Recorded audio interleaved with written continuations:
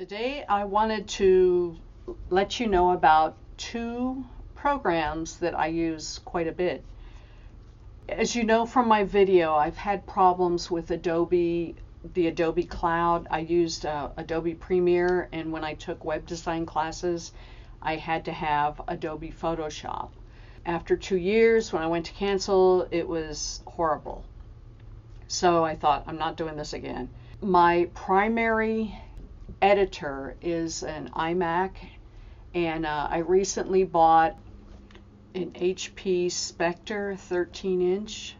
So I needed something that went between the two for my videos. I like to create little cartoons and images, and I needed something to do that. So I came across Best Buy had Photoshop Elements and Premiere Elements on sale for $79 for both of them, and I bought them. I really like them. There isn't anything I can't do with the Premiere and Photoshop Elements that I did on the full version. They are geared a little more for the home users, so they're a lot more user-friendly than the Pro versions. And that's what I use for all of my images, all of my little cartoons on my RVing Minstrel channel, and for my reviews, I use those programs to do everything.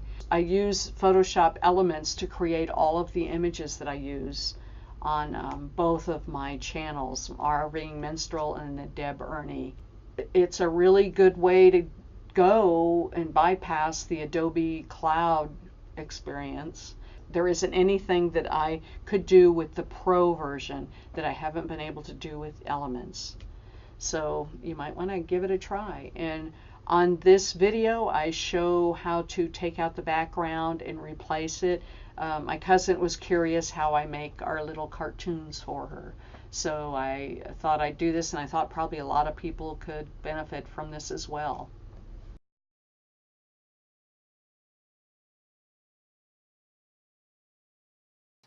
Photoshop Elements.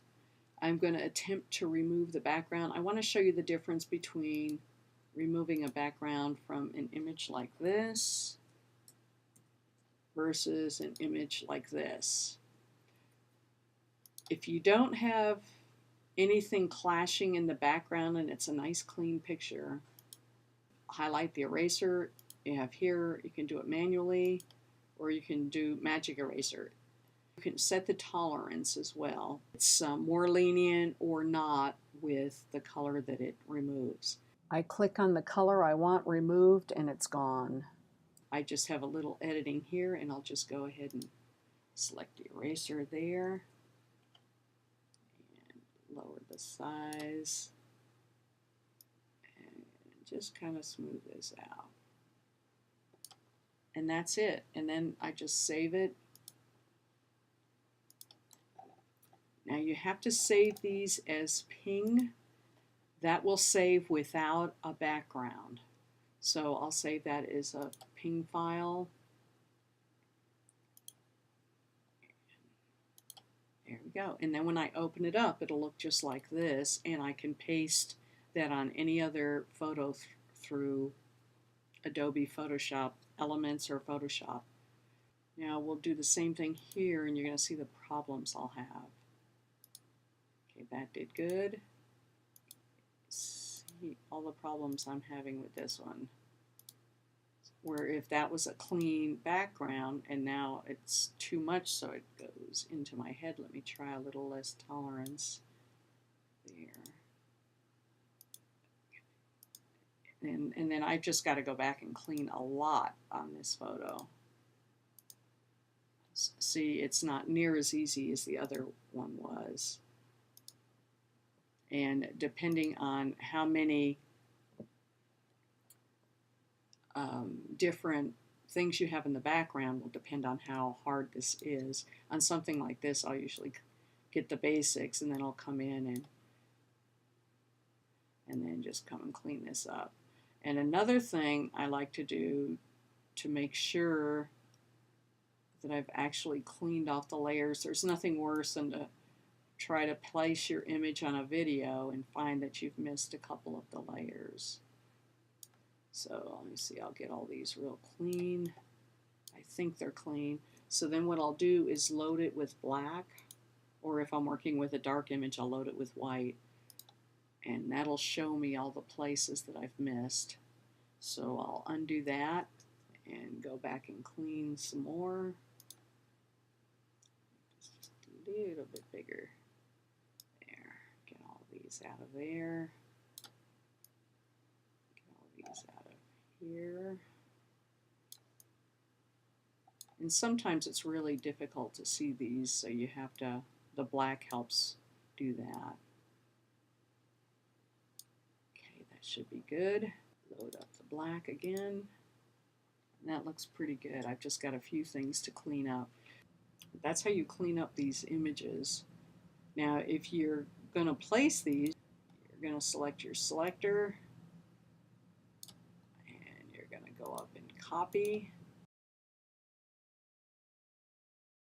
Then you'll go into your other image. You'll see that you have two images open, and you're going to go back and forth between these to copy and paste them together. You want to create a layer, and you want to paste it in there.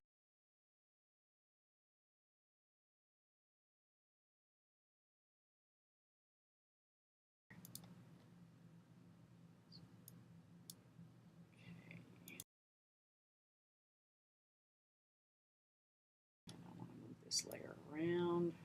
Oops, not this one, this one. There. And it's very, very large, so I want to shrink it up quite a bit. Now, there's a couple different ways you can do this, but this is the way I know to do this. And if you hold Shift, it'll size it proportionally while you're dragging it. There. And you can place it in front. You can just move your layers around.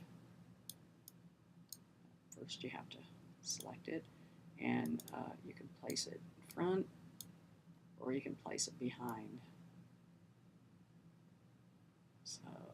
So that's how you easily combine photos, get rid of backgrounds in Adobe Photoshop Elements Editor.